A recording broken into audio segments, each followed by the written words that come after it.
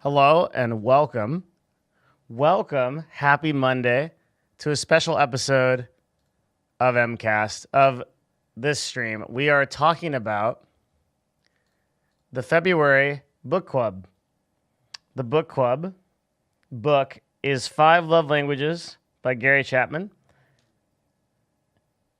Our book club is a monthly ongoing thing that I started because I read a lot. I read a lot of self-improvement books, nonfiction books about making my life better. And I think it's pretty much the reason why I've gotten as far as I have, however far that is.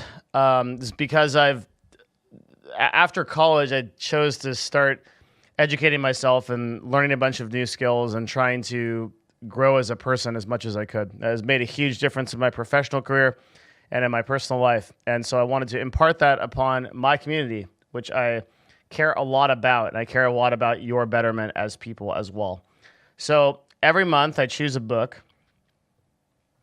I choose one book that I think is the apex of books to learn from in the nonfiction self-improvement category, usually, so far.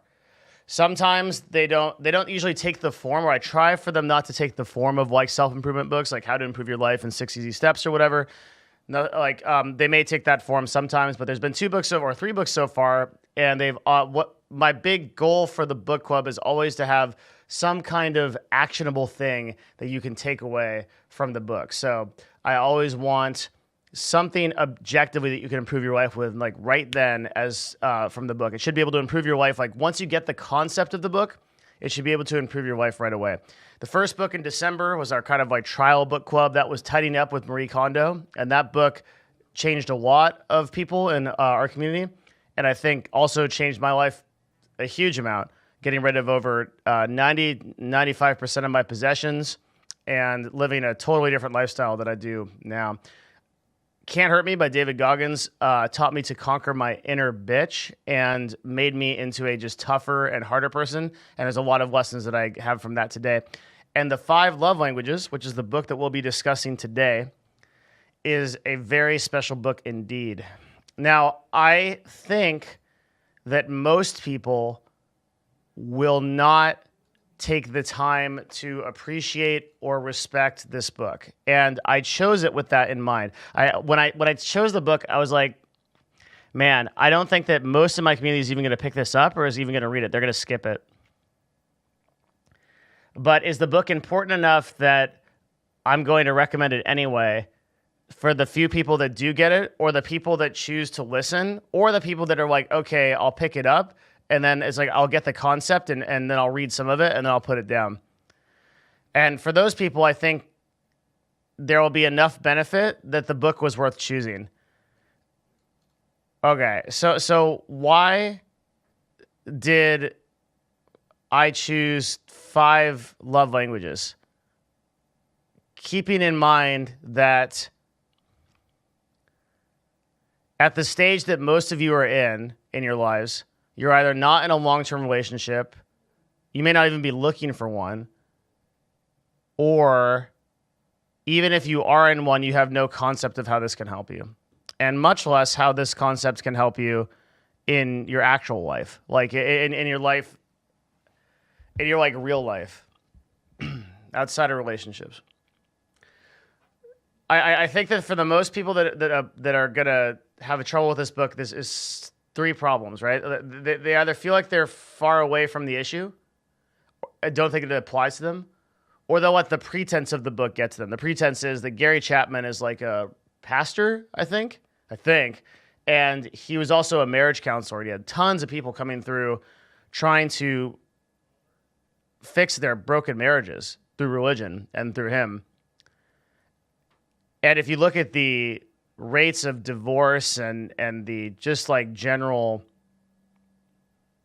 discontent of long-term relationships in America, it's a really big problem. And it's a problem that does no apparent solution. It's getting worse and not better. And now people just don't even get married. It's a 50% of young people or more are getting married later or not at all. And so relationships are much more like long-term relationships and things like that are much more, I don't know, ephemeral, and things like Tinder and like dating apps and stuff like that are much more prevalent now.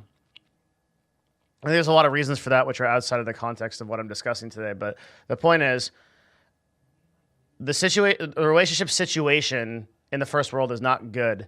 I think. I think most people are unhappy, and they're either tolerating a situation that they don't like, or they are just like living some other narrative that doesn't even have to do with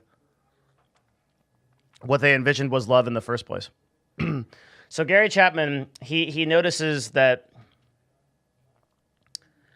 this is a problem, and he notices it because he's counseling for, I mean, probably hundreds and hundreds. Sounded like hundreds and hundreds of, when I looked into his bio and stuff,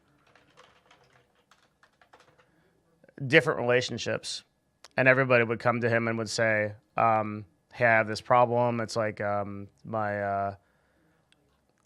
I'm unhappy in my marriage, or I can't,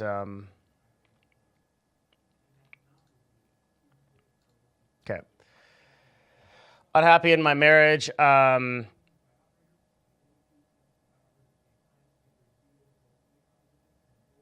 I'm not fulfilled. My husband or wife doesn't pay attention to me. There's a lot of infidelity, a lot of cheating, things like that. Like, why does this keep happening? Like, what's going on? And then Gary Chapman says, okay, well, this is a real problem. And he starts to build this system for how to fix this problem. And the system he came up with is 5 love languages. And once he implemented this system, the just critical acclaim of this book, the book alone, much less the actual system that he does now full time, is insane.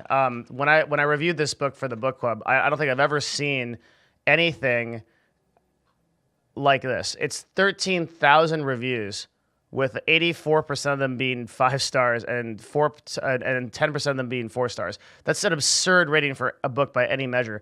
And when I looked at this, I said there has to be something here. And I'm going to explain now why I think that this book is so important for everybody, and why people should give it a shot. To pretense my own situation, I have been in a lot of long-term relationships. I've been in one 4-year relationship. I've been in one 13-year relationship, and I've been in a couple of relationships that have been like a year.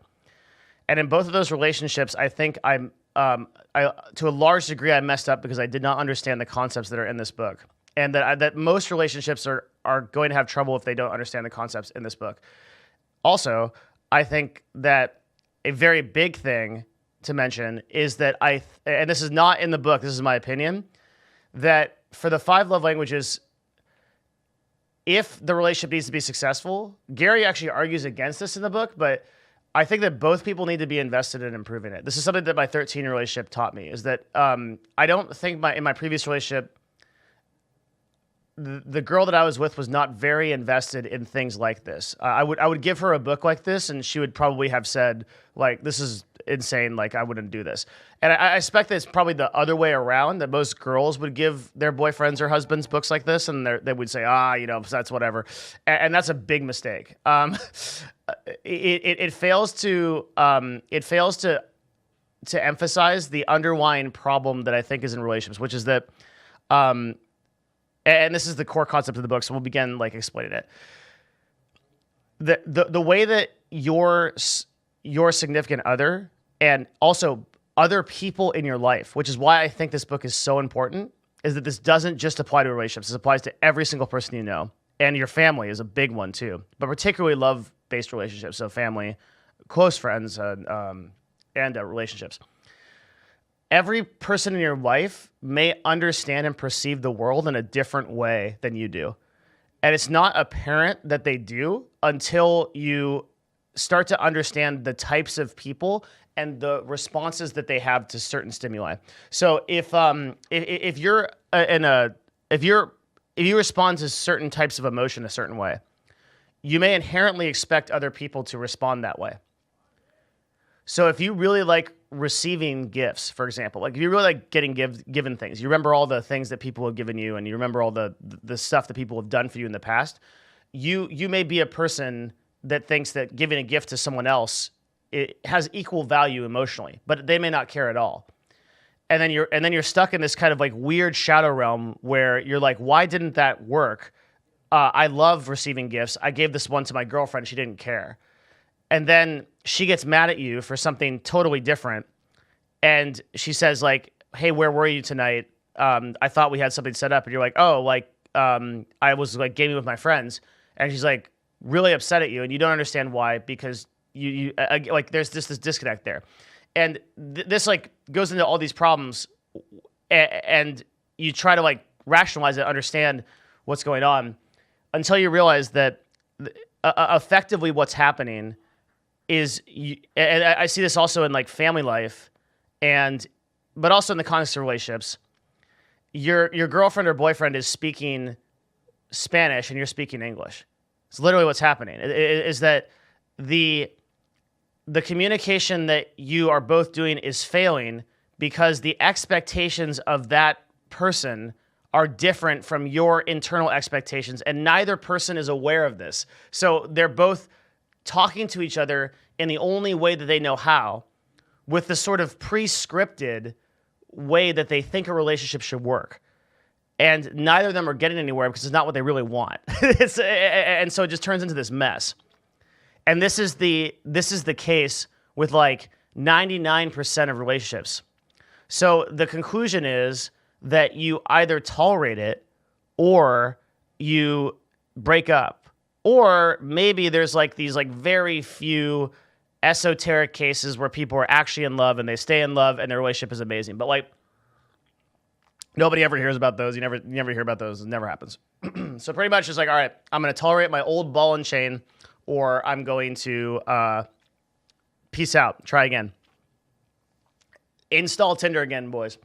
So what's going on here? Like, why is it that the first time you meet a girl or a guy, you're crazy about them? And it's like they're your entire world, and you're just like, this is so amazing. You remember, like, if you ever dated a girl, which applies to most of you, I'm speaking to like my mostly male audience here, that feeling of like when you can't stop thinking about her, and like she just like sort of like takes over your world, and then you take over her world too.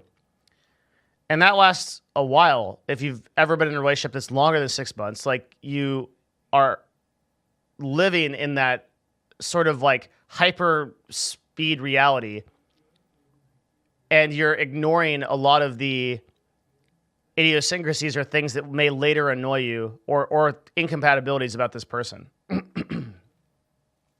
Okay. We do that because everybody has this kind of thing called the honeymoon phase, which is like this like initial sort of introduction to a person where you just put on the blinders and you see something that is not really there. And we think, we are trained in this society to think this is love. It's not love. It's obsession. There's a good word for it. Infatuation, the word I'm looking for. And that happens with everybody that you meet. And this girl's going to be fantastic. You're going to be super into her. And then like 6 months down the line, you'll start to notice things that annoy you. She'll do things that annoy you. If you're older like me, this might happen way faster, or just jaded. And at this point, you're like, man, this person isn't who I thought they were, or they're not doing the things for me that I thought they were. And it's like a game of Pong at this point. Is like, because you start feeling that way, or maybe they've already started feeling that way, it starts to bounce back and forth. The relationship starts to deteriorate because your energy affects it and her energy affects it, and then you just break up, or something terrible happens, or infidelity, or whatever number of things. And this happens because there isn't real communication about what love is, and nobody is really like taught. It's one of those things where it's like, you don't go to school for love. You don't go to school for this. You like don't learn this ever. And worse, you probably learn the wrong way to do things, just based on like how we function as people. So what is the right way to do things? What is the solution to this problem? Now that I've outlined that pretty well. The solution is you have to take the time to self-educate, to understand what a person is all about and what effective language they speak that is going to be most effective in stirring them emotionally to appreciate you.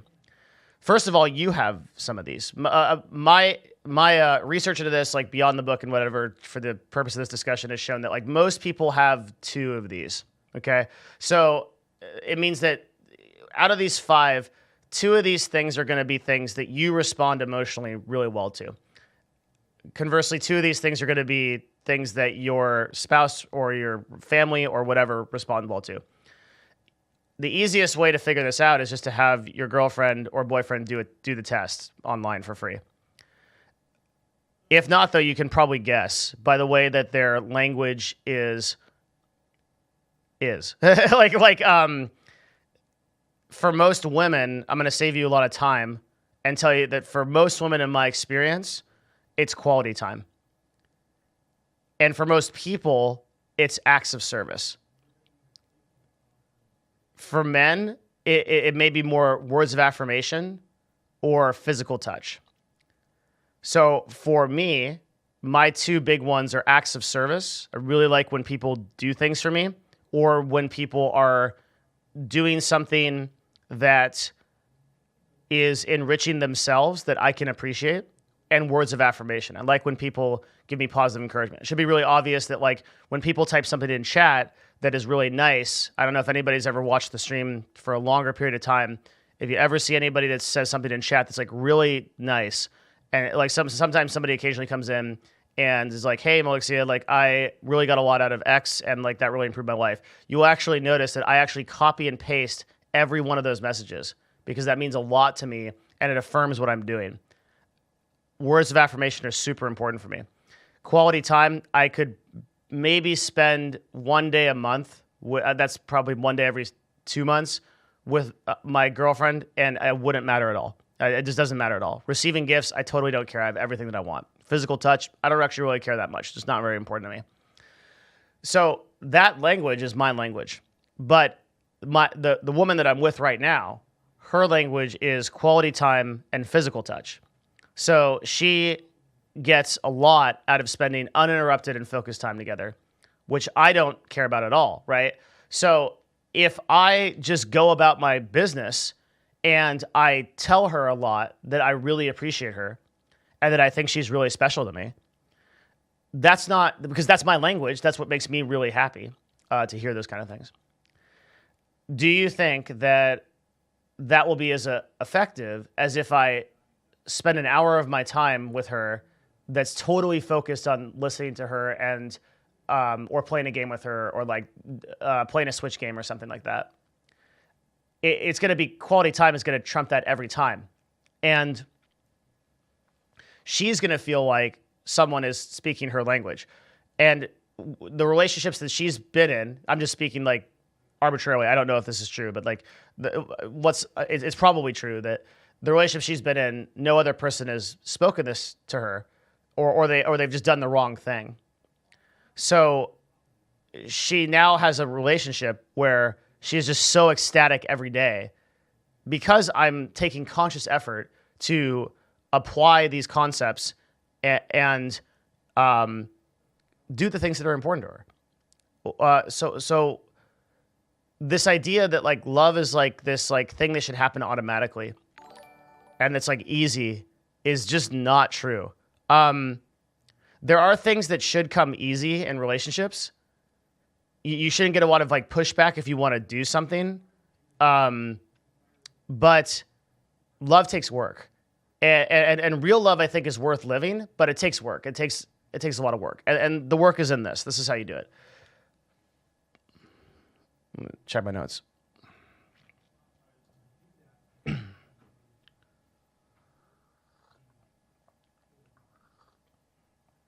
I think when both people are concentrated on this concept, but it's really important, both people. Usually it's one person, I think, that's unhappy with the relationship, and one person that just sort of doesn't care. When both people are focused on this, it's really pretty amazing what kind of relationship you can live. And so my previous relationship of 13 years, I've come to realize was a very toxic relationship in a lot of ways. And unfortunately, it's as much my fault or more my fault than it was hers because I didn't take the time to understand what her needs really were and to communicate that.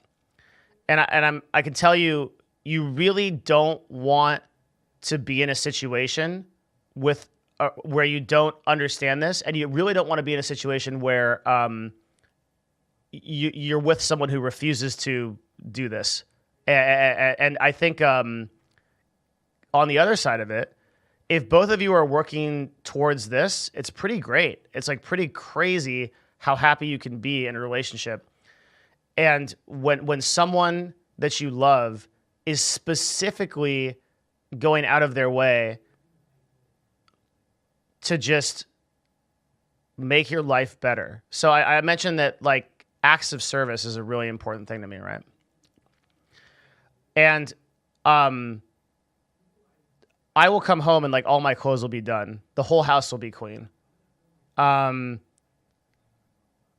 Like my certain things will just be in order, or dinner will be ready, or like my life gets actually easier because my girlfriend wants to do things for me that improve my life. And then I'll definitely make sure to take like at least an hour and play Overcooked or talk to her, make eye contact, not be on my phone. And then we both go to bed like, wow, this is a great relationship. And that happens every day, right? There's more to it than that, but I'm just like, what I'm trying to exemplify is like, if you figure this out, it's like you unlock the key to like, it's like you unlock the key to like what should be, what you feel like love should be the entire time. And then like with your family and your friends, if you identify like what these things are, you start to realize that like your friends are really big on like words of affirmation, and you start to apply this in the workplace. So you start to like tell them like compliments or things like that. Maybe you realize that like this sort of like sister or brother that you've had that you're kind of like estranged to, and you've never really managed to connect to, might just have different needs. And you identify those, and then you start to apply them. You see your relationships do like a 180, and it's like so fast. It's like crazy how fast it is. In really long-term relationships, sometimes it's not, and Gary Chapman talks about that, where like, and particularly I think in relationships where the other person is like kind of resistant, you may have to be the one that like takes charge and does this a lot until it improves. But like in a small amount of effort can actually make a huge difference.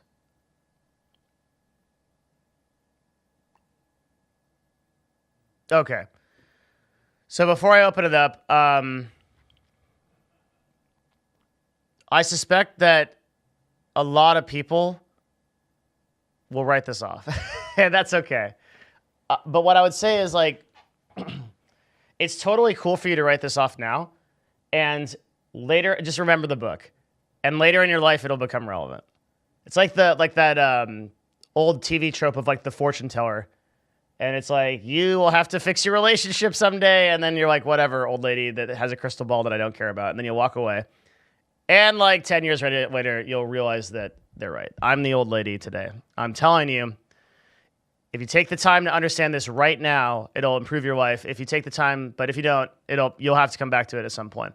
Everybody will have a relationship that they'll have to address if you want to have a long-term relationship. And in general, I think that having long-term relationships with a woman or a guy that you can trust, that you can believe in, that believes in you, that will understand the things that really matter to you is much more valuable than shotgunning Tinder for the next 10 years of your life. And that there's a sort of inherent soullessness in that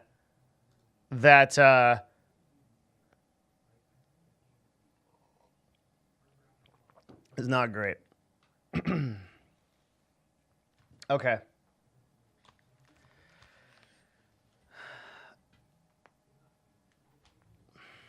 What else? Is there anything I want to say before I open this up to discussion?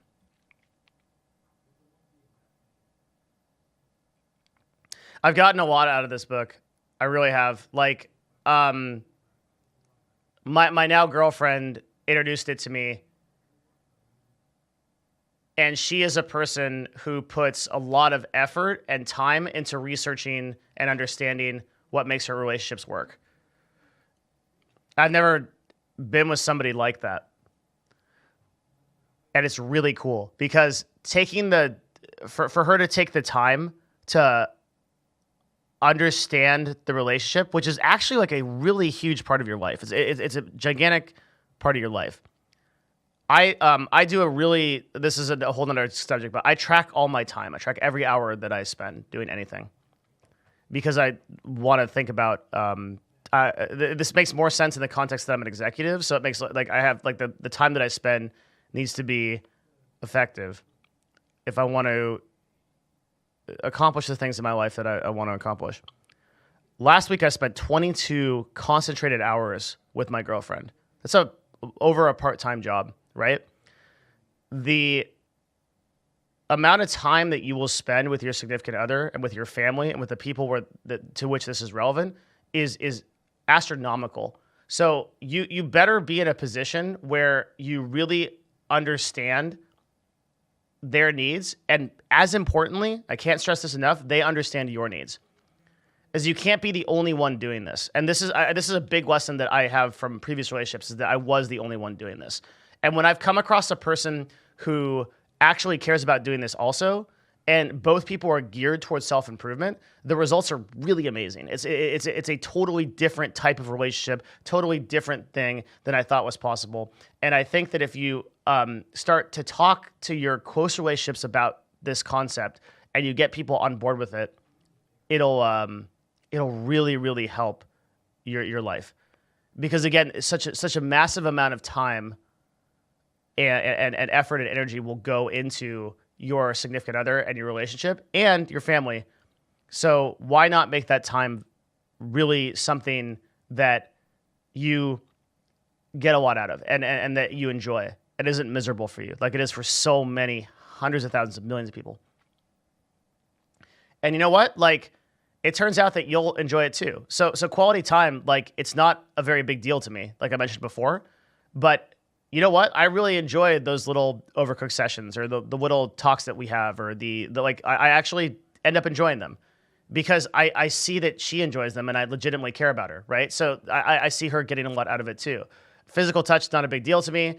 It's a really big deal to her. I learned to enjoy it a lot, right? Like it becomes a good thing.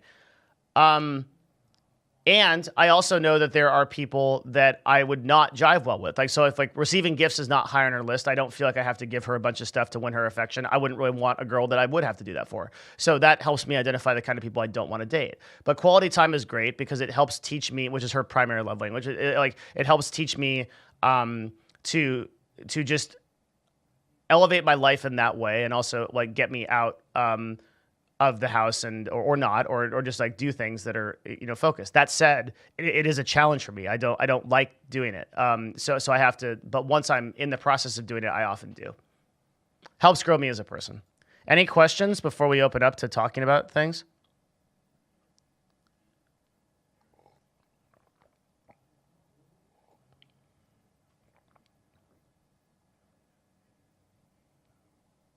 If you really seriously don't enjoy it, then it's probably a good sign that the relationship might not work out. Yeah, 100%. Yeah.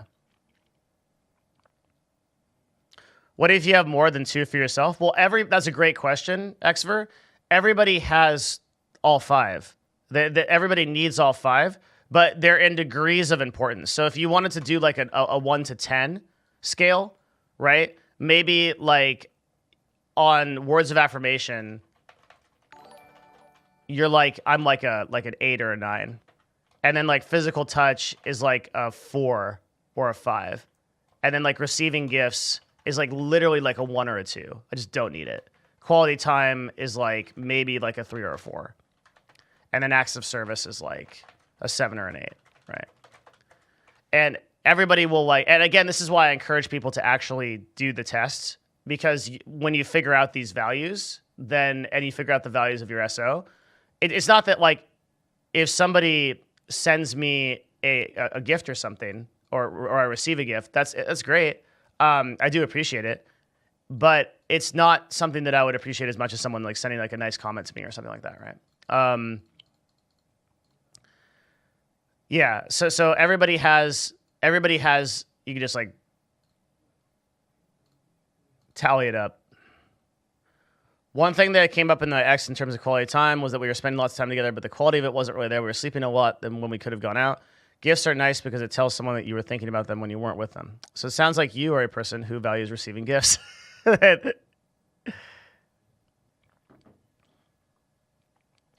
So for the context of this book, you don't need to read. I mean, I encourage everybody to read the book. I just think that most people won't. So just grabbing these concepts and thinking about these two things, like, okay, number one, what do I think the most important thing is to my girlfriend or boyfriend? What is that? And then number two, how do I do more of that? If you just do those two things, your relationship is going to be like way better. If you want to take it a step forward from that, communicate that you're like, hi, I listened to this crazy streamer named Mylixia, and he put me on this book club. And I thought it was dumb, but I started reading the book, and it turns out it's about these like 5 love languages. I think it's could really improve our relationship. What do you think about it? And like, what do you think? And like, here, take this test. The way my girlfriend did it for me actually was she didn't even give me the book first. She just sent me a test online. That was like, do your love languages. I thought it was completely stupid. I was like, okay, fine. And you know, I'm really into her, so I was like, yeah, sure. And so I did it, and it had no meaning to me. But then I think she didn't know me as well. She didn't realize like the way to actually just communicate that to me was because I'm so obsessed with self-improvement. All you need to do is sit down and be like, listen, I think this has like a significant impact on your life and it'll make you better. And I was like, okay. And then I immediately read the book, right? And then understand these concepts and then like started to apply them. And I apply these concepts consciously every single day. Like if you take the time to have that conversation, I think it's really valuable. You probably won't be able to do that in the same context with like your employees, or you probably shouldn't, or employers, excuse me, or like people at work, or like people in your family, or things like that. But you should like identify like what are the things that they seem to be really paying attention to, and then do those things and just see what happens. And that conscious effort will take you a long way in your relationships. Okay, so from here, I think, unless there are other questions, I will open up the discussion for the book. We'll see what people think. There's actually a weird number of people in the book club chat, more than I expected. I guess I never expect that people will ever come out for this thing.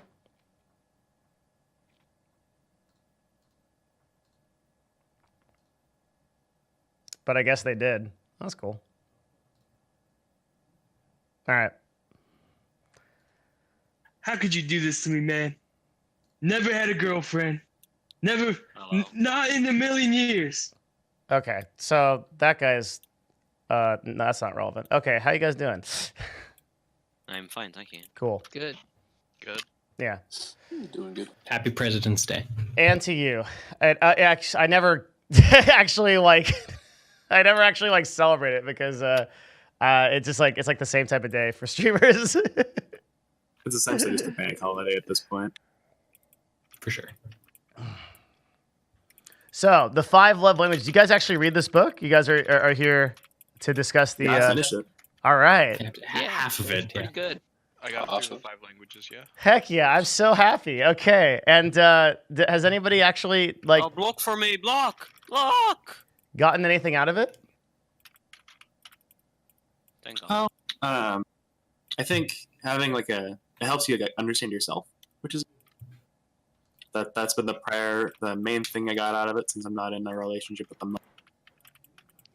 Also not in a relationship, but I've been on a really big communication binge on just like learning how to better communicate with people, and this reaffirmed a lot of thoughts that I've been having, so it's been a really good read. Better communication in terms of what? Just in general, I realize that for me specifically, speaking with my family is really difficult because just the way that I process information and the way they process information is completely different. And so this book specifically has been helpful in identifying that sometimes I just need to stop and identify how they receive information and then work towards that, as opposed to cramming down my ways of communication down their throat. Totally agree. Yeah, that it's one of the things that really surprised me when I read this book. So this book like was a really new idea for me, right? And one of the things that really surprised me was just like how different people are in terms of like how they respond to, I don't know how you describe it. Like you would think that everybody sort of you're only inside your own head. so like when you think about other people, you think that they have to think the way that you do, or this is how I think. Like I think that everybody thinks the way I do, but there's actually people that think completely differently than you do.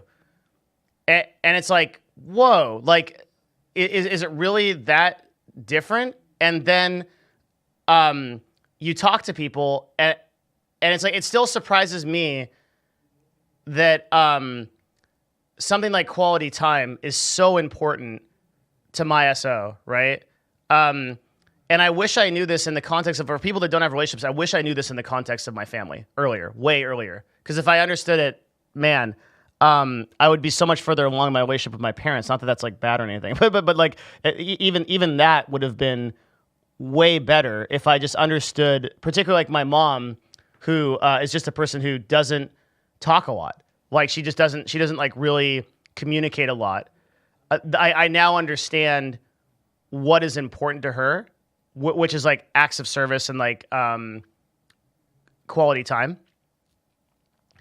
And just applying those things over the course of the last like 2 months, just ending up like calling more and taking time with her has been like a huge increase in our relationship.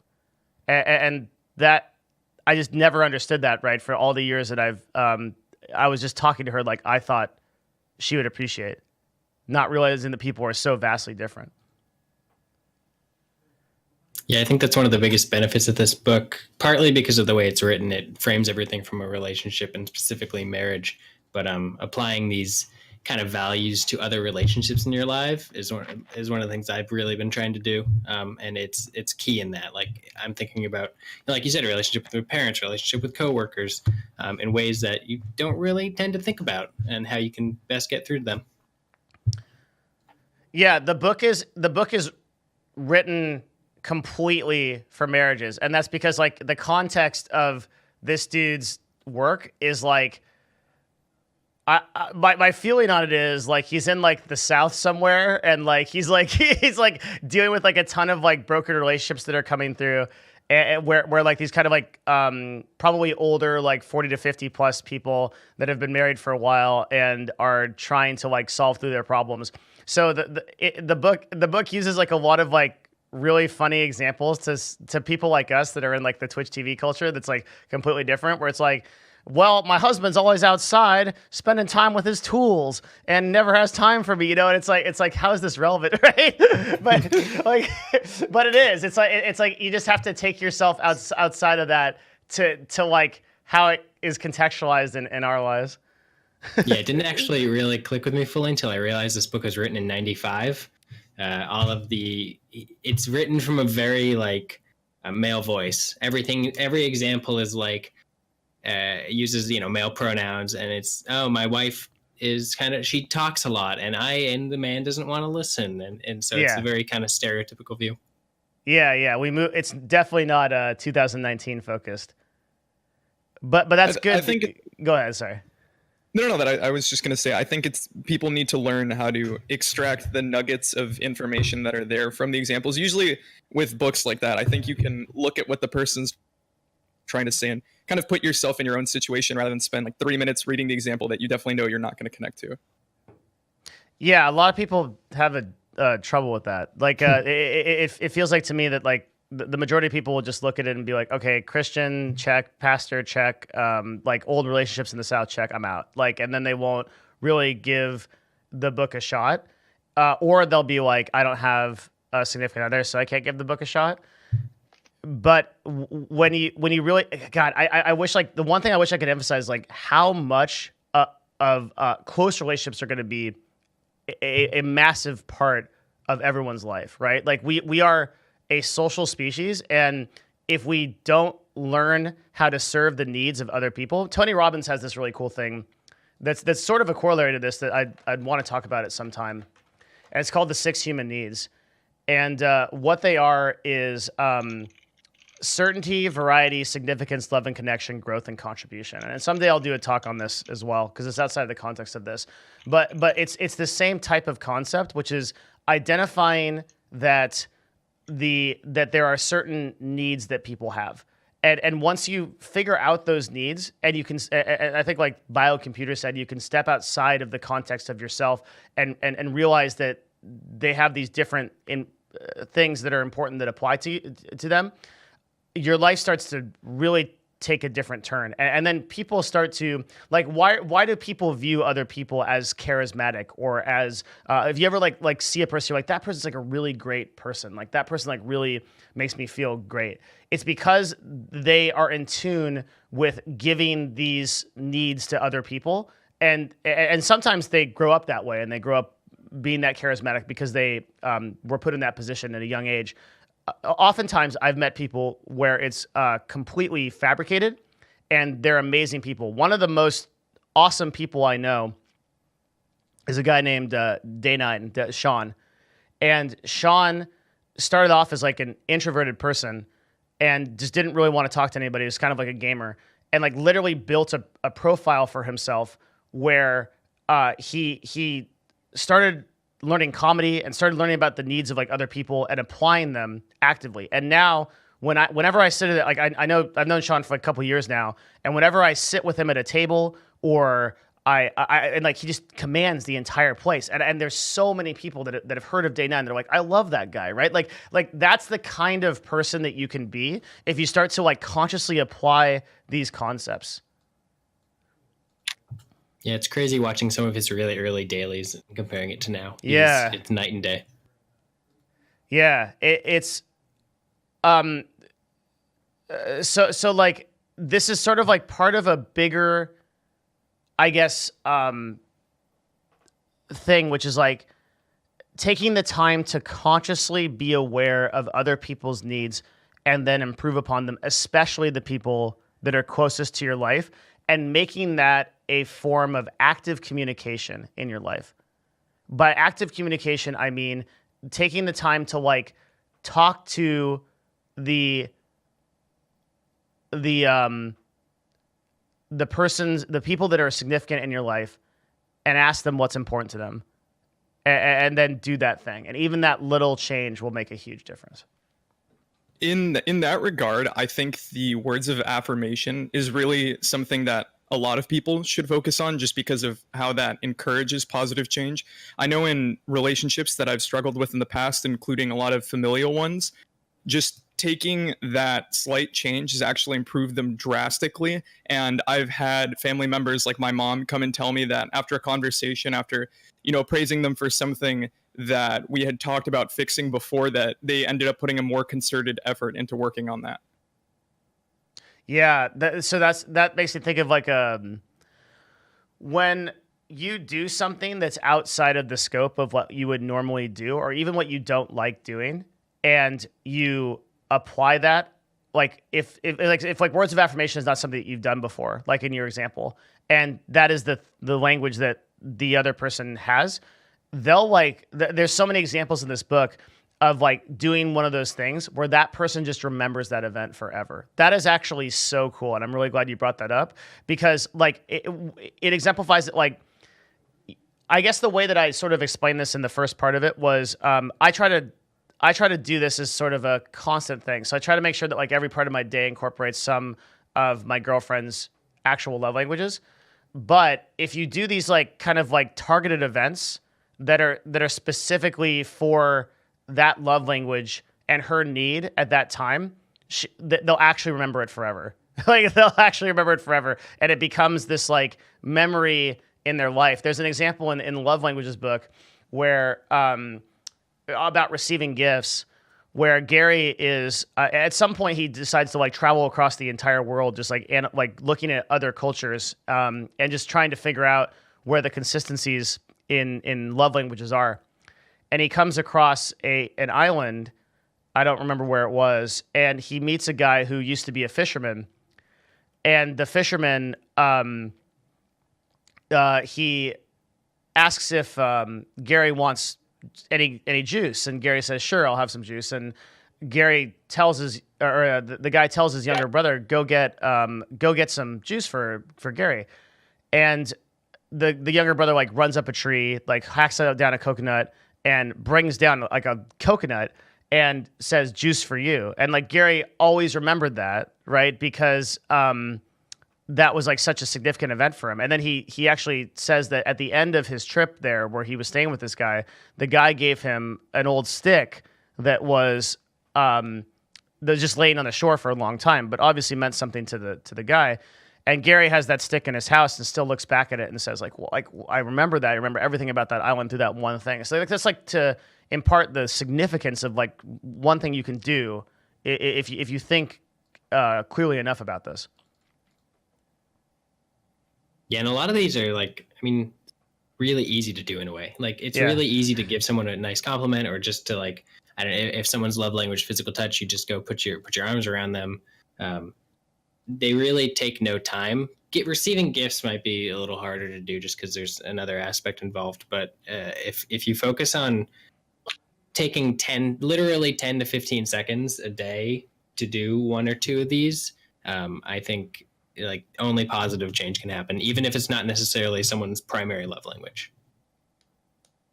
Yeah, for sure. Because everybody, I think that's really important what you just said. Like, because everybody has a need for all of these. It's just some have more needs than others. So even if like receiving gifts is not big on your list, someone gives me something that's super cool. Actually, I have gifts that I've kept that I remember for the rest of my life, even though receiving gifts is typically not very high on my list.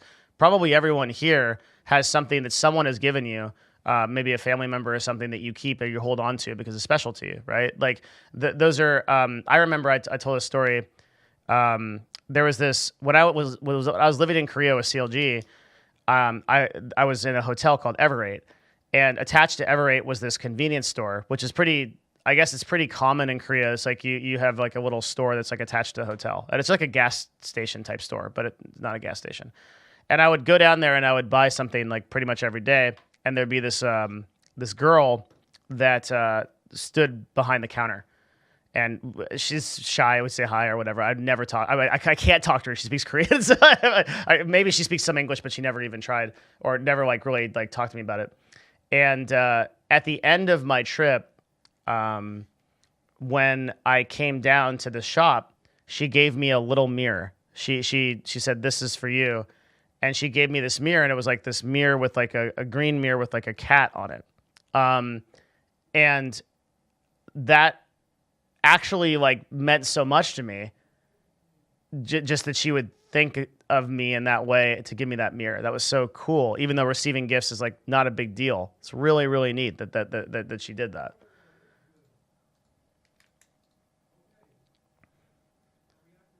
So there's all kinds of things like that and just I think the comment is like a lot of this stuff is actually not that hard to do and doesn't like cost a ton of money. Like you can spend $1 to get something that you just thought that your SO or your family would appreciate. Like how many moms out there would just appreciate a gift?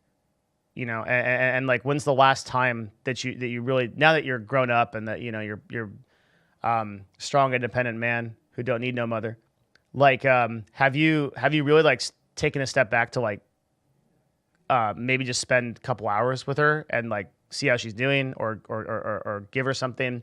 Things like this make such a huge difference. And, like, it doesn't have to be a big deal. Like you said, it's something that could be very small. I think if I just had like someone that said once a day, "Hey, I really appreciate you, and I think you can do it. Like you can make this happen."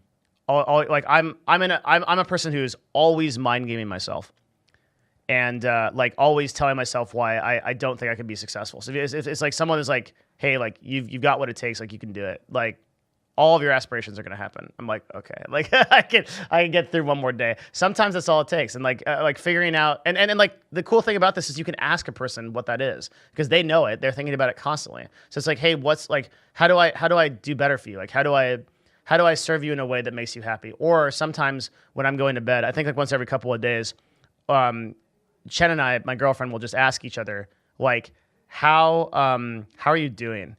Like, is the relationship going well? Well, sometimes we use the words like, it's kind of corny, but it's like, is your love tank full, right? And we'll answer. And ours is generally always full because like we're doing these things for each other. Sometimes it's not, and then we communicate that and we talk about it. I think part of it too is identifying things that the other person is good at or they're passionate about and finding a way to create activities or time together that really let you come together as people. So as an example for myself, I never really had a good relationship with my sister growing up, and I've been trying to fix that. And she's very passionate about cooking. It's one of her main hobbies and she loves it. And it's something as a person who wants to be healthy that I wanted to learn more about. So I've been spending time with her in the kitchen and she's been teaching me how to make certain things and I'll give her recipes. And it turns into not only quality time, but productive time. And we both end up having a stronger relationship because of it. I love it. That's really cool. Yeah, That's and so you're cool. learning valuable skills. I think it's cool you talk about that example, both you and Devin, because it really drives home that you can read this book and you can try to do all of this stuff for a significant other, for somebody, but unless you have real communication, unless you can talk to that person and figure out what really means the most to them. There was a question asked, like, can you overfill a love tank? And I don't know if that's true, but I think a lot of times people will throw things at people, not communicating with them what they really need. So if I'm throwing a lot of gifts at somebody who doesn't need gifts but needs physical touch, it's not going to do anything. If I don't communicate with them, if they don't communicate with me, we're never going to figure that out. And we're never going to improve the relationship, and you're getting nowhere. So it can feel like you're doing a lot of this and you're not getting anywhere, but in reality, you haven't even like hit the first box, which is communicating with someone about what you need and what they need. Which I think you really hit in your example, Devin, where you and Jen can kind of just sit down and talk about like, oh yeah, is my love tank full? Is yours full? What do we need to do to help get there? Yeah. I think the problem is that once problems start happening in relationships, you may want to legitimately fix it. And so you start doing things in the context of what you think is makes you happy and fulfills you. And so like you may just start spending a ton of time with that person, but that might be the actual opposite of what they need. Like what they really might need is just like words of affirmation or some acts of service or things like that. A big thing for me, for example, like for acts of service is an act of service for me is the other person in my life doing something that makes me respect them or empowers them. So when I see somebody, like when I see my SO like working out or like improving her life in some way, like and like empowering herself, that is really powerful for me, right? So when I may respond to her in a way where it's like I just start improving myself and like doing a ton of stuff, but that might not be what she actually needs, right? So like what ends up happening is you are actually trying to fix it, and maybe you're both trying to fix it, but you're just throwing stuff at a wall and it's not sticking because the things that you're trying to do are not the things that are actually important to the other person, and both of you have not even taken the time to figure out what those things are. Yeah, it's kind of a funny juxtaposition because quality time is not that important to you. And an act of service that shows you that somebody can develop themselves without relying on you, therefore potentially reducing, the need for the quality time is really important. That's an interesting. I never thought about that. Yeah, no, I mentioned that in chat earlier. I had an ex who had really hard times focusing on schoolwork, and if I wasn't there with her, keeping her on track and distracting her from going out and hanging out with her friends, she failed entire classes and tests, and that's pretty much what broke our relationship apart, because it was like I didn't use the word babysit, but that's what it really was. If I wasn't there babysitting her, then she just wouldn't get anything done. and that would create a spiral of negative emotions that would then spill back into the relationship. Yep.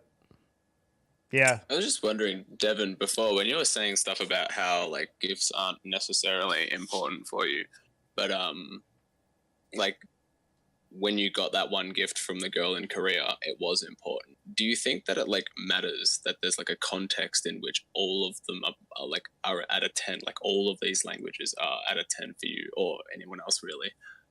Like say you want words of affirmation, and sometimes it's like, well, a compliment's nice, but then if you keep getting complimented, it's not, and so maybe your love language for that, even though it might be your primary, sort of like diminishes because you keep getting that. That makes sense. And because like maybe you don't always want gifts, but because now that you are getting some gifts and you're like, oh my god, these are really awesome, like maybe that becomes more important to you. Like, I don't know if I explained that well, but Yeah, no, it's a super good question. Like, I do think that there's I do think that like outside of the sort of like numerical value that you arbitrarily place on these 5, there's a definite like context that can make one of these things stand out to you, no matter how important it normally is to you. The sort of like relationship takeaway for this is if you are throwing things at the so for example, like with Chen. Maybe not all the quality time that I spend with her is equal. I mean, it definitely isn't, right? So like sitting on the couch and talking to her is not going to be the same caliber as like an all expenses paid trip to like some magical land where we spend like the weekend together, right? Like that like those are not going to be equal things. But in speaking her language with that thing on the couch, right? Like there's that talking on the couch or that direct contact or taking her out to dinner or something like that.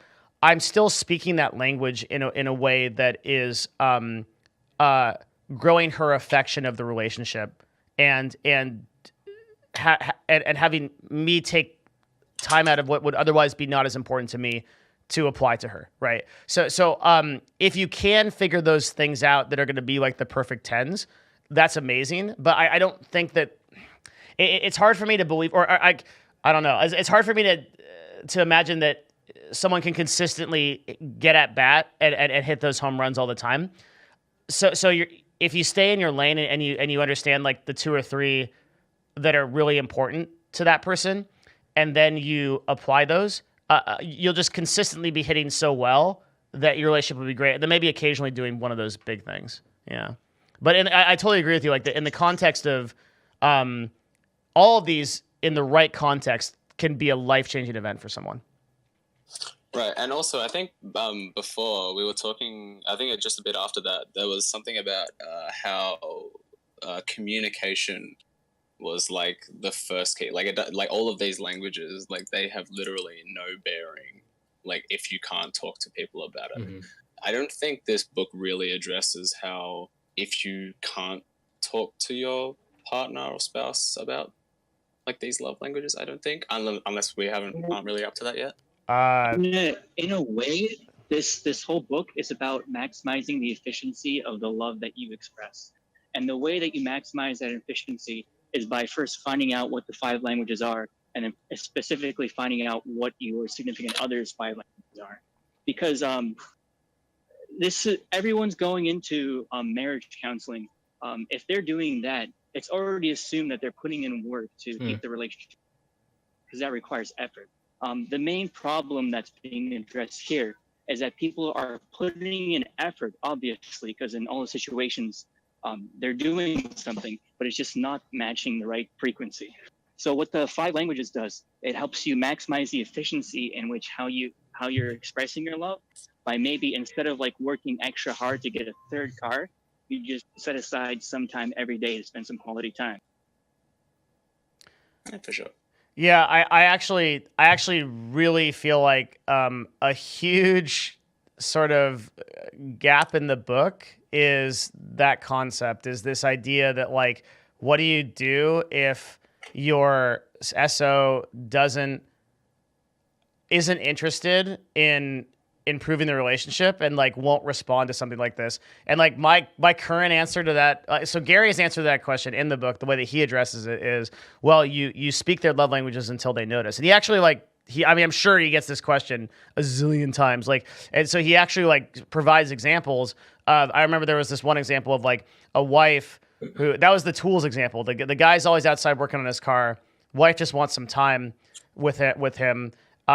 Starts to speak his love languages, which I think were like acts of service. And so like starts to, and words of affirmation. I think those are the two.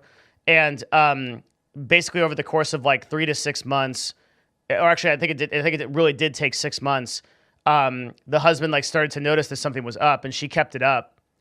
And the husband's like, hey, like, what are you doing? Like at first. And she's like, I just want to improve the relationship. Like I want to make it better. He's like, okay. And like, eventually he's like, hey, this is unfair. Like you shouldn't do this. And she's like, no, I just, I want to improve the relationship. And eventually he's like, well, is there something I could do for you? And so like it worked. Now that's cool. Coming from a 13-year relationship where I know for a fact that my ex would never ever appreciate anything like this or do anything from it, I would just tell you like if you're not invested yet, I would get I would get out. And I would probably not deal with it if I met a girl and they didn't have. So what I mean by that is like, not memeing, but like if they didn't have a impetus of force forward for improving, if I couldn't sit down with them and say, hey, is improving in your life actively important to you? And they're gonna say yes, but and in their actions, the actions they actually take, right? Because people are not defined by their words; they're defined by their actions. What are they actually doing, right? If they don't want to improve that, I just peace out, man. Like I think it's such an uphill effort to try to work with someone who isn't interested in really improving. But that's my opinion. Yeah. Yeah. And it's totally fine for relationships to end. You learn a lot about yourself and you learn about, things you could have done better, things you might need in a relationship. I think you grow a lot as a person. So it's fine for relationships to end. I think touching upon wanting to put the effort in, specifically, this is a quote that actually got me really paying attention to the book, because I think we said earlier, right, the guy, there's very male gendered overtones and very Christian values that are kind of in the book, and it was really easy to dismiss until I got to this line, because it's something that I've been thinking for a long time, and him saying this reaffirmed it in such a great way. It's essentially the line where he goes, that kind of love requires effort and discipline. It's the choice to expend energy in an effort to benefit the other person. Him recognizing that it was when he was putting the delineation between being in love and loving someone every day. I think to find someone who's unwilling to put in that effort is such a sign to bug out of that relationship. Yeah. And like moving forward, I can't imagine being in a relationship with someone who doesn't want to work on that relationship with me. Well said. It's such a foreign concept. Super well said. Yeah. I mean, I just so completely agree. One of the quotes that, one of the most important quotes that I think I found was like, it was repeated quite a bit. I think in most of them was like this idea of like love makes requests, not demands. So it's like more like encouraging people and like asking them instead of just being like, hey, do this, I guess. I don't know. I think that has to do with language too, because I found this from someone that I was dating, that there was one conversation they had where they examined the way that I was speaking, and they pointed out that I used a lot of harsh words like always or never or don't frequently, and that it would shut off their responsiveness to the conversation. So I adapted my language accordingly and, eliminated most of those words and made sure to use positive affirmation rather than a negative spun criticism. And we're not seeing each other anymore, but I was able to reestablish that relationship recently, and it got off to a great bat immediately because they were able to just hear the way that it had changed. Yeah, that's a super important and good example of communication matters, because you certainly, I'm sure, didn't mean the harsh language as it sounded, but without having that communication, you wouldn't have known that. It's something, I think, if you ever take like a course in communication or management, I think something you learn is never to assume the worst from people and their intentions. You kind of should always assume that even if they're saying something that sounds bad, even if they're doing something that might not reflect great on them, unless it's, just an awful thing, you should assume better of them and start there. Because if you start from a place of hostility and you start from a place of thinking that they're doing something to hurt you, it's only going to be negative. Yeah, that it had actually started from something, Devin, that I saw you doing with Destiny, where you guys were at a Denny's. I think you had been talking about employment and the language that you use. And I can't remember if it was you or him who mentioned cutting the word out of a sentence and just interspacing it with a pause to give yourself time to think. And that mindset made me focus more on other things that I was using in language as well. That's cool. Yeah. I had a lot of speech impediments before I started streaming, and I try to become more conscious of them. Like another one, I still have a lot of them. When I start talking fast, I get super excited. Then I like is one of them. Is one of them. Like is probably really bad. Some people give me trash for that. It's fine. I haven't actually announced this, but I started trying to not curse as much. Some days I'm better at it than others. And I also had I had all kinds of weird stuff going on before. But yeah, the point is your words and your actions have these sort of unintended consequences that sometimes are good and sometimes aren't. But if you focus on doing a few things out of this list that are objectively positive, you're gonna create a positive result, right? Like you're never gonna get a negative result by giving someone a genuine compliment that you thought hard about to give to them, and you're never gonna get a negative result by giving somebody a gift or something that you saw that made you think of them. And I think Ronan said in chat, or Ronian, I think it's Ronian, said, this is really a book about maximizing the efficiency of love and relationships. And that sounds kind of binary when you think about it, because it's like, well, haven't we been taught that love is this thing that's just supposed to hit and connect?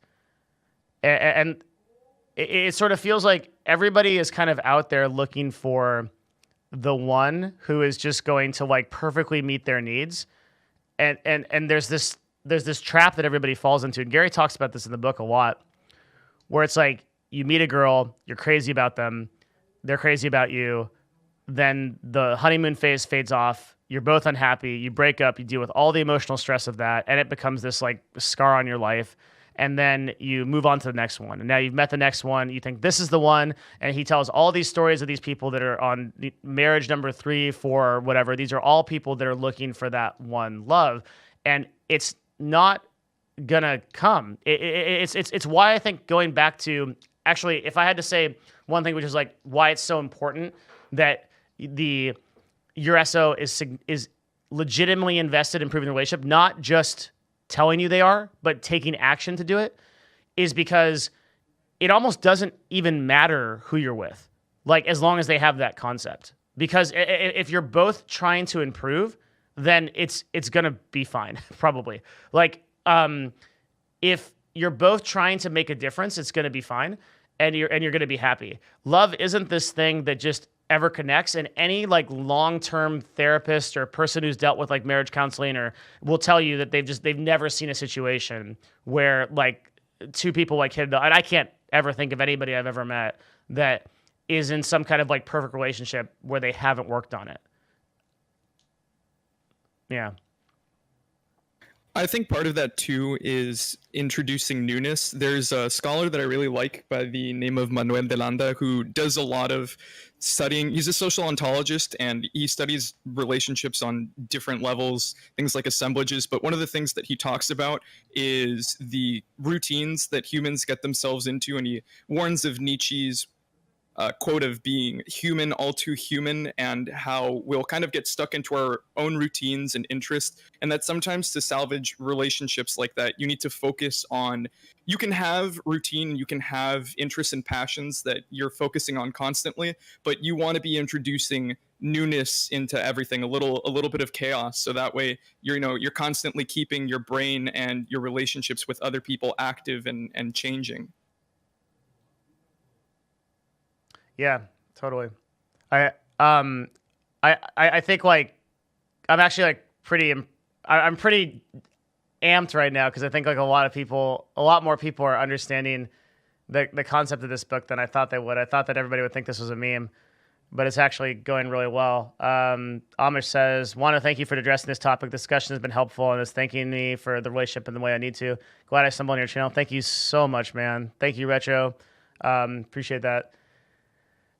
Your entire values are based on growth and personal development. It's important for couples' values to align. Another couple may not have the values of personal development, but share values in other areas that make them compatible. That is possible. I would say that if two people are not interested in improving on themselves at all, and they enter tough times, it's hard for me to believe that they will weather those as well as two people that are interested in self-improving.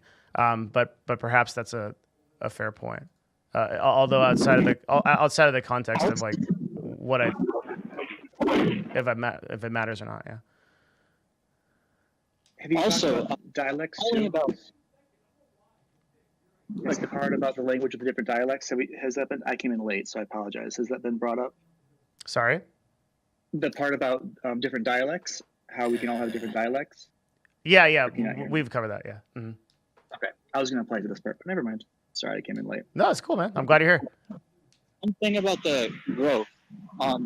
Even if the other person, SO, isn't focused on like expanding on growing the relationship, if they're in love with you and you did go as far as to get married, even, they should be willing to at least. Oh, shit, I'm thinking. They should be willing to sacrifice a bit. That's what relationships are often all about. So what this does is that everyone's willing to sacrifice to a certain extent, some to much more than others. And my language is sacrifice in a way that's more meaningful for the other person, even if you don't care so much about growing the relationship. The guy that sounds like he's in a wizard battle is right. I think like the point is like you don't you don't have to.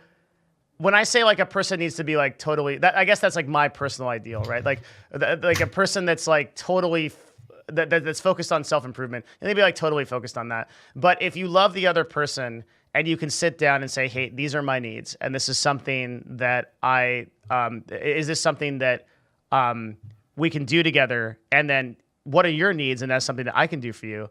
If you can have that conversation, relationship is thumbs up. It doesn't need to be a person who's like completely obsessed with like improving themselves. That's my like Goku-esque value that I put on everything. But yeah, I'm just saying like a relationship where you have that open communication where you can sit down and say like, look, how do I serve you better and how do you serve me better? And then have those things actually translate into action.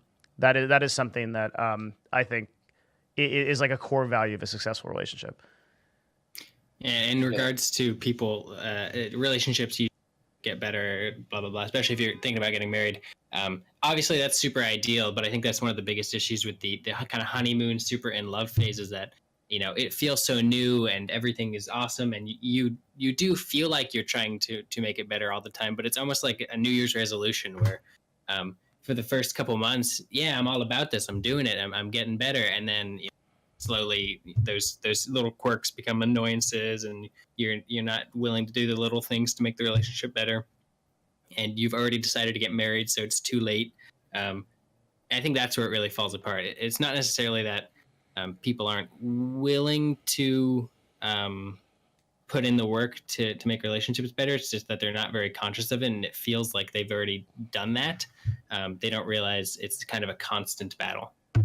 Yeah, super good point. That like, if there's anything I've ever learned from long-term relationships, is that it's like just like life too, right? It's like so well said. We're going back to David Goggins here, which is like the January book club, which is like, you don't wake up one day and it's like both love tanks are full, everything is good, everybody is happy. The love tank is a fuel tank, basically. It's a thing that decreases with time when left alone.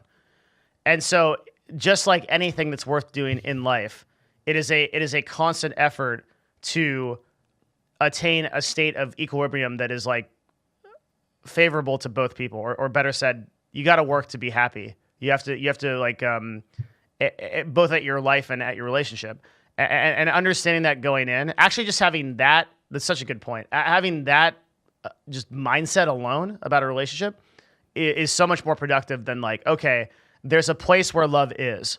This is the place where love is. It's at this spot. It's at this state. It's at this mindset. It's at this time. Versus love is a constant thing that we can always have and generate as long as we are understanding each other's needs and serving them. You need to callous your love tank. Yeah, and just constantly try to be aware of your SO's love tank, your family's love tank, and try to grow it. I mean, it sounds so cheesy to put in these terms, but I think it's like one thing that like everybody can understand. I think too. It's kind of like in the book, he talked about this one couple that were having a bad relationship, and the husband just did everything in 1 week. He gave a gift every single day, and then the wife was wondering what was happening, like why he was acting almost crazy. And then they talked about it, and he's just like, I realized after talking to Gary that I haven't given you gifts for the past like 3 years. So he tried to make it up all at once, and they had to talk it out, and they talked it out, and he decided, or they decided together, that he would give a gift once a week. Instead of trying to fix everything all at once, they had to fix it over time. I think that's where curiosity comes in, because when you see things in a relationship changing, and it's like from when you first started to where you are now, then being curious about what's taking place. And so for him, if he could have, it sounded like from that story, I think then it was where he went to, they learned that from going to the conference, right? But if we're not at a conference, then, and we're with our SO, then we can ask, or we can just kind of be curious about what's different about what I'm doing now compared to what I was doing then, if they're not sure either, and have that conversation. Because if we don't know that stuff, then there's no way that we can apply what it is that we're learning. I feel like a lot of these conversations are kind of leading back to like communication is key in the end, I think. Yeah, I mean, I think there's a difference of talking though, like just to say like this is what I need, and then being curious, because that's where we're trying to pull from the other person, and it's about them. Because if it's not, then it can be about us and what we need. And when we're curious, then it's about what they need, and that gives us a much better like context of what it is that will help us in that moment. It won't just give us what we think we want to hear, and then we won't get us frustrated either, because we're often trying to let that person know. So like the type of communication is really important. Yeah, communication is not just a thing, it's a framework, right? Like what five love languages is if it could be summarized into anything, it's a framework for better communication with your closest relationships. So it's not, communication is what's important, but I think the whole point of the five love languages is if you're communicating in a language that the other person doesn't understand, you're not going to make much progress. Whereas if you're communicating in the language that they do understand, and you're operating under this sort of like procedure that this framework gives you to be able to better serve them, you're going to get a lot farther, a lot faster. And so, yeah, it does come down to communication, but how do you communicate is the purpose of this book. Especially, I think part of it, especially if like you're looking for something, like right now, if someone's trying to find this book to figure out how to connect with their significant other, then they're probably already angry or hurt or fill in the blank. And so like it's hard to be able to want to get to that space when you're in a spot where you're already pissed off because they've done something or haven't done something. And so that's why I think, like the type of communication is really important. And we often, when we're hurt and angry, try to do things to make ourselves feel better. Excuse me. And so that's where the difficulty in the communication can come from, because that can get in the way. Part of it too is once you've identified your own languages, I think finding ways to fulfill those independently without relying on another person too is really helpful as well. Because if you're able to regularly and singularly, not saying that you should be entirely self-sufficient, but knowing how to fulfill those needs on your own through some of your own actions or things that you're going out and looking for will then set the standard or a higher bar for what you expect from other people. Not in a negative way, I would think, but where when someone does fulfill that, it definitely feels more special because it's coming from a place that you can't do yourself, even though you're really working on it. So it seems that much, or it seems like it's set to a higher standard than you would have expected normally. Yeah, that is such an important point, actually. And it's actually funny enough, that's something I got from Destiny's stream. Like some years ago, he talked about the importance of being able to kind of be self-sustaining. Your happiness and how you live should not rely on someone else, because as soon as that thing is gone or that person is gone, your happiness is gone. You should have hobbies. You should have something that drives you and that makes you happy. That isn't something that can just be taken away or disappear. You can't love anyone else without loving yourself first, right? Yeah, there we go. And your relationship will get stronger because you actually have those values too. Yeah, you have more to bring to the table, and Yeah. it's not just you doing stuff together. It's like you could spend like a month apart and you come back and there's conversation because you just haven't been doing nothing without the other person. Yeah. And in general, I think holding on to your own hobbies and developing those outside of the context of a relationship is a really positive thing. Also, including one of the things I go to yoga pretty early in the morning, and I've recently stopped doing this, which has been kind of like really bad because I'm trying to stream earlier. So my goal is to like run my stream around like 7 a.m. actually. It's like 2 hours before it normally starts.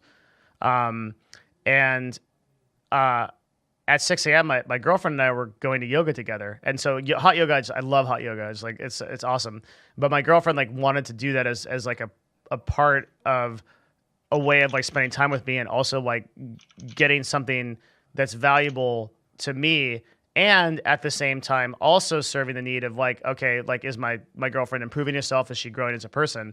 And like managed to like do all those things. It was like an extremely positive thing for me while she was doing that. So you can like, oftentimes your SO, like the best SOs will want to involve themselves in those activities when they see hobbies and things that you're doing. They'll want to involve themselves in those and make those a part of their life too. And your relationship will get even better because you have those hobbies. One of the best popular examples of this I've seen is actually a really cute podcast that Griffin McElroy and his wife Rachel do called Wonderful, where every week they pick a handful of topics. It doesn't matter whether it's something really small, like walking around your hometown, or a song that you like, and then they do deep dives on the history or the feeling of the thing. And the whole podcast is them talking about those different subjects and why they love them with each other. And you can hear how good the communication is there and the excitement it builds. And that's something that I've tried to apply to other relationships. And it ends up being really fun because you learn more about the things that you love and the people that you're talking to understand more about them as well. For sure. Yeah, 100%.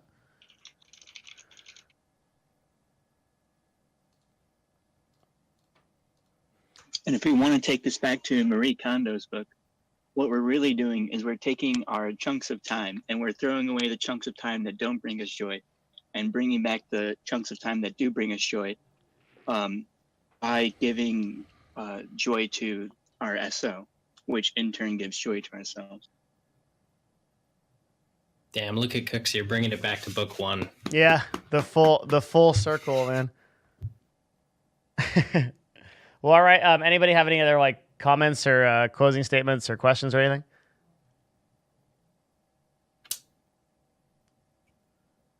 So far, really enjoying the book. I think it's really good. I think it's useful. I think a lot of people dismissed it in the beginning, but Yeah. I think everybody's realizing that it's really important. That's really cool. I can't tell you how happy I am that you guys wanted to read this and that you're also like getting so much out of it. And I mean, this is one of those things where it's like, okay, you know, it's the 18th, and it's Monday, it's 10 a.m., I'm going to be alone in this Discord chat because like I mean nobody to be like interested in it. But not only that, but like you have all been getting as much, if not more, than me out of this book. It's really cool. This book has been on my radar for a while. Oh, sorry. I like take the r/relationship subreddit kind of seriously in giving advice, so I'm there a lot, and this book gets recommended there a lot.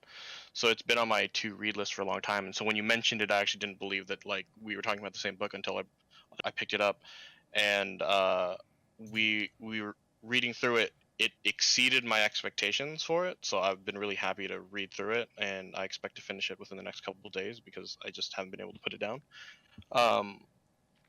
But I think its value is reaffirming a lot of the things that I've already been thinking about in reviewing my past relationships, so I've been really appreciative for what the book has had to say. That is great to hear. Yeah, and for some reason, I took all 5 reasons, all 5 languages, and put them on my Tinder page, but my phone isn't blowing up, so this is a pseudo sign. Yeah. Well, when it does, I think you'll get the right person, probably. Or you'll get, if you're just looking for hookups, you'll get a really long-term relationship instead. I don't know if that's what you want. Yeah, it's gonna be someone that's super interested in a long-term relationship. I like the thing is, so there is a corollary to dating here, and it's like understanding the needs of the girls that you're immediately meeting, and being able to identify that.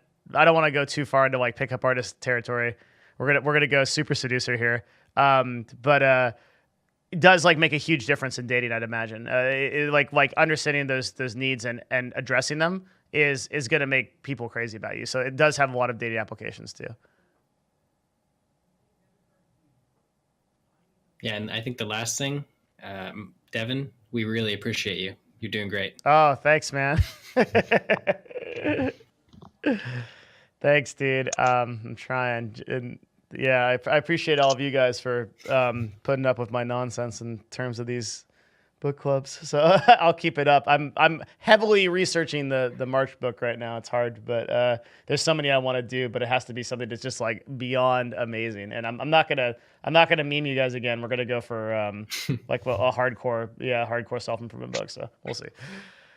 I mean, jokes aside about it, I think it is legitimately really cool that out of all the books you read, you curate this book club. You make sure you read it before you recommend it, and that lets us not have to worry about whether or not it's worth reading. It's just what we take out of it, and I think that value shouldn't be understated. Thank you so much. Yeah, I spend a lot of time trying to figure out which books are really good, like not just like okay, this is like, yeah, I get it. Or like any of those books that are kind of the traps that it's like, oh yeah, here's like the one concept that I have in my book.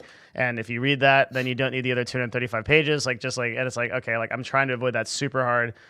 It's got to be something that like, even one book that's like in the running for the March one, and it might still be, but I don't think it will be, is Extreme Ownership by Jocko Willink. And like that book is super duper good. But even that I might think like has like just like too few takeaways to like really like apply. The wizard battle. Cuxier. Got some background noise there. Oh, I'm sorry. I thought I was muted. It's okay. Yeah. Your fault. It's like 1 p.m. on a Monday. I mean. Yeah, I guess you gotta battle some wizards at 1 p.m. on a Monday. That makes sense. Like, it's okay.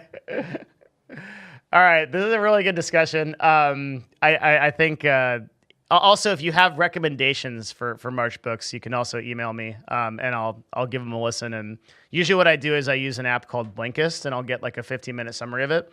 If it sounds like it's really, really good, then I will read the whole thing and vet the whole thing on audio or Kindle before I recommend it. So I've already finished 5 love languages, so I have about 20 days to probably look through like 3 or 4 books max. So obviously, since your obvious Audible discussed before, no pickup artist books. Yeah, I don't know. Yeah, I think that's like it's so one of the like values of the book club is it really has to be like broad spectrum applicable to everything, right? And it has to have objective takeaways from that. So it's like, no matter who you are, like, okay, like I could definitely recommend something by like, is it Neil Strauss that does those, like something like that? And those are like legitimately great books, like within the context of like someone that's like interested in that thing. But then like, what about my like 25-year-old girl in the audience who's like, like interested in like X, Y, and Z or whatever, right? Like, does that apply across the board to her? And like, so that's like what I'm looking for is like anybody can sit down with this, and it would drastically improve their life to read the book.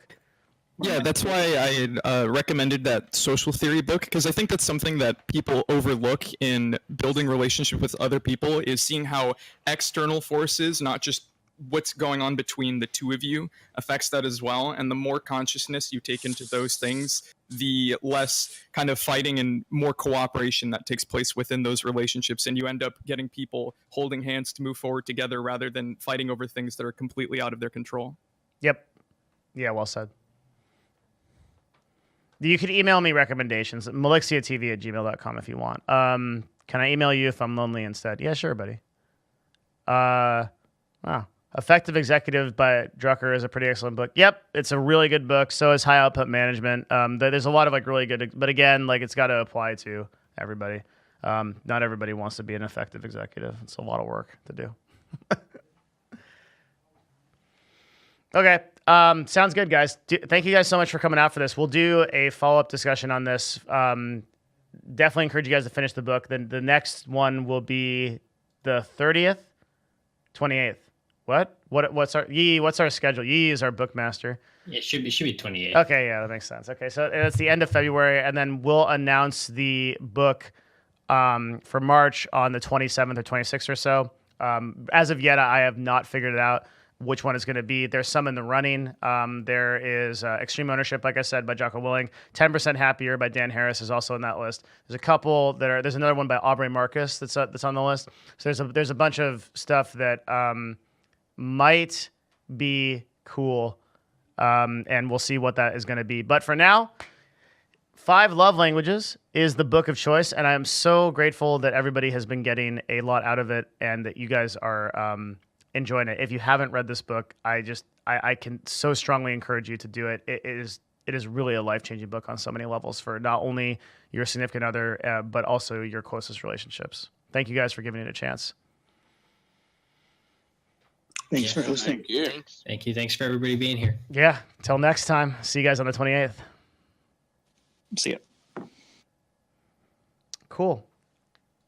So this book is really neat. That'll close out that. I will have that highlighted for you, and it might actually. Some people have been posting videos of the stream on YouTube, which is great. And what I will probably do is reach out to one of those people and be like, "Hey, do you want to do this in a more official capacity where I'd pay you to do it?" And then that'll go on the YouTube. The reason why I'm waiting on YouTube videos, you'll see that I have a bunch of highlights on my channel right now, but I don't have. They're not going up onto YouTube, is because my channel may be pending a name change, which a few people know about.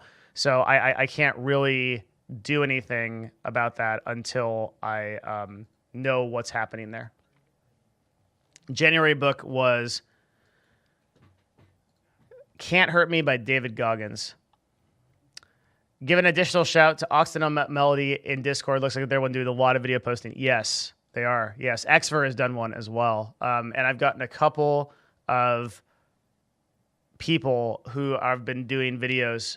So I'm definitely going to reach out to those people and talk to them. It's super, super cool. They want to do that.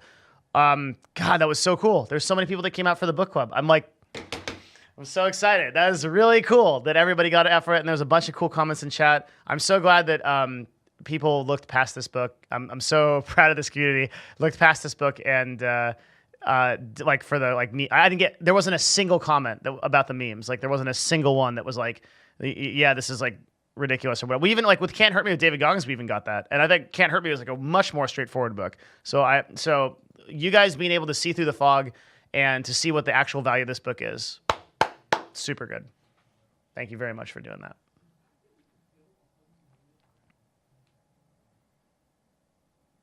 It's really good. Okay. Any other questions or anything like that?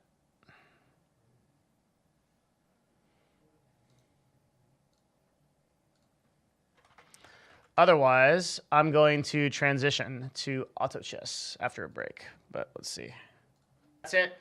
I'm going to take a break, and I will see you guys again in a minute. Thank you so much for coming out for 5 Love Languages, and I'm really looking forward to the follow-up of this discussion on February 28th. ! Book Club in chat. It's really easy to get into the book club. You can sign up, and you can go to the leaderboards. The leaderboards that Yi in our chat has awesomely set up.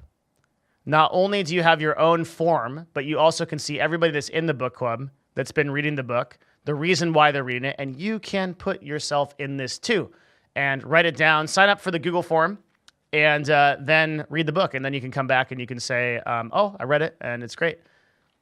Some people just want to know what love is. Some people think reading is good.